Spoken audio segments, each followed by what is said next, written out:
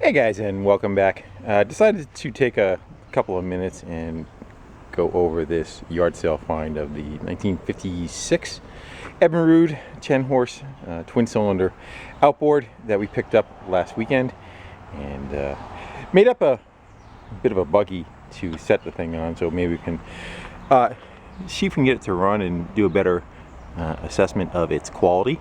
And with that, this was a welding cart that I picked up. I actually got it thrown in on another deal. I think it was the go-kart. It was the Dingo go-kart, and during that deal I had him throw this in, or I paid $5 for it, I forget. And I just wanted it for the cool wheels that were on it, but I got to looking at it and I said, you know, that might work quite well for putting the outboard on and being able to run it and move it around, which it does pretty good. And I took some scrap metal, just kind of added a 2x2 framing on it, and then a couple of kickstands to help support it, and it looks like it's fairly stable. So with that, I think we should probably go get some water, and actually probably need a tire underneath that. I gotta get up higher. You got to get up above that line. That's your intake. So we'll put a tire underneath this, get that up, put some water in it, and we'll see what we got for fuel in the tank and all. Carb hasn't been taken apart. I have done nothing to this at all, other than on the video when we got it. I pulled the spark plugs out, made sure we had spark. I dribbled a little bit of fuel in it, gave it a pull, and it went putter putter. So let's get into it a little bit further and see how we make out.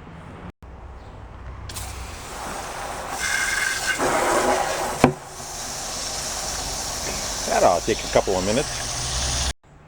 Well, while that's filling, I figure we'll go and take the gas can that came with it, and let's dump some out and see what kind of colors we get out of that.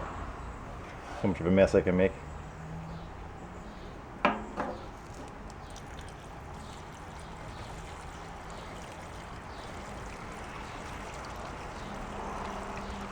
I wouldn't say it looks terrible, but I wouldn't say it looks good either.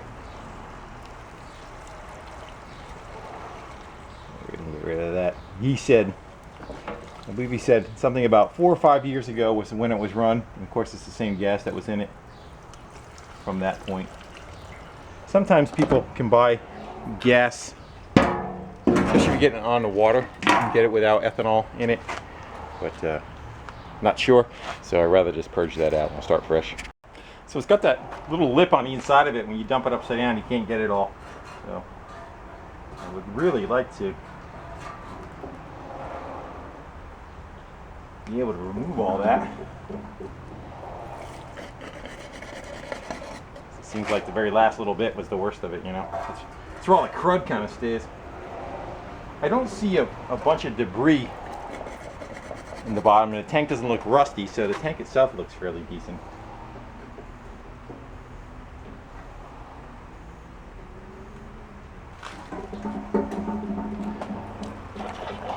So we'll get that out of there, and then we'll put fresh stuff in it. Alright, so the way these guys work, I got the mix is 25-to-1 in here, which is much richer than the modern engines use, but that's just the way they are. So anyway, the way these systems work, they have 2 hoses that go up to the inlet on the outboard, and it's a pressurized tank. So one has fuel going out, this line has fuel going out, and the engine or motor, however you want to say it on an outboard, has air pressure that comes back in, and that pressurizes the tank and then just pushes the fuel out the other end. And you say to yourself, well, what do you do to get that started? You got to pull the thing a couple hundred times before it builds up enough pressure to start shooting fuel to the engine. It's got a little primer button on the side of it over here, and what that does is it just physically pushes fuel out of the line and primes the carb. Right now the end is not connected yet, so it's hitting a brick wall, but as soon as I plug this in, then I hit that primer, it should push fuel right into the carburetor. So let me get you on a stand and we'll start. Alright, we got a full tub of water. Let's go plug that sucker in. And now we can go prime it. As I said, I didn't clean the carburetor or anything on it yet either. But a lot of times outboards, when you take them off, you lean them sideways, they kind of drain themselves out. So hopefully the carb bowl isn't a mess, but if it is, we'll take care of it. All right, so we're pumped up. It's hard, so that's good. That means the float seems to be working. Let's choke it. We'll turn it to start. I think we're good to go.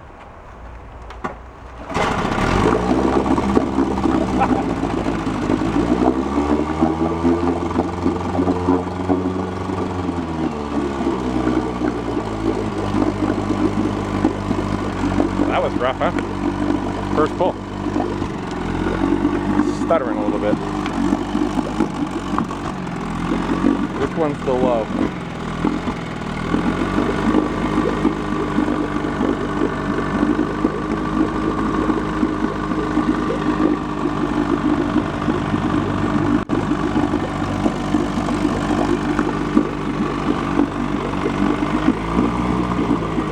It's kind of idle.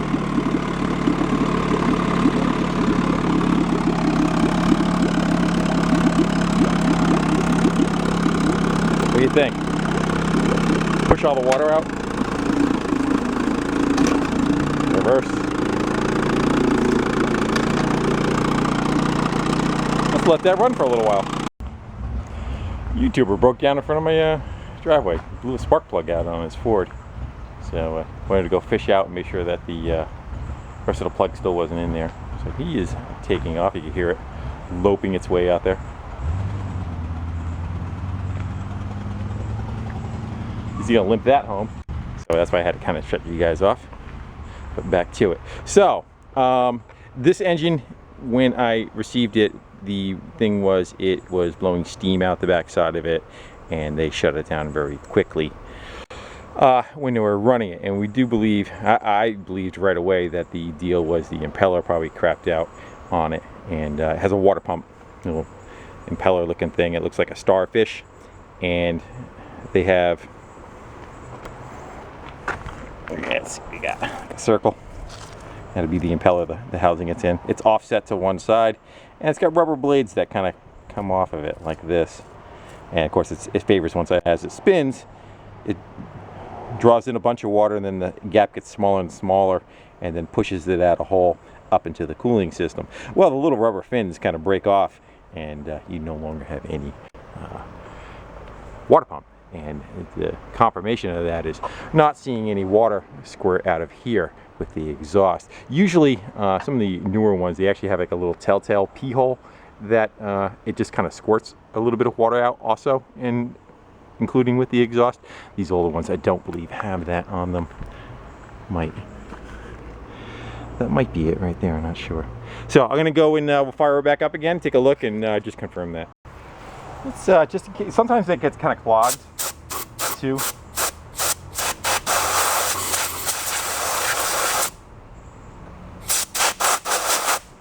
I didn't put it right against it. But let's fire it back up again. Get to start, see what, no choke.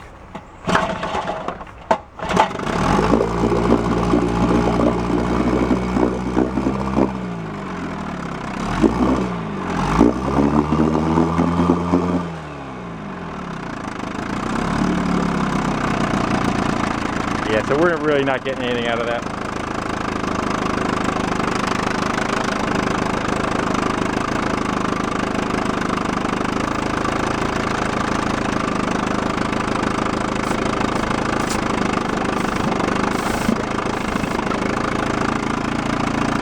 Should be able to blow back down to the pump, which I did.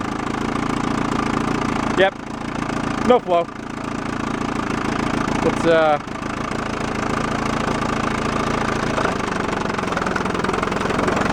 little bit of load on it.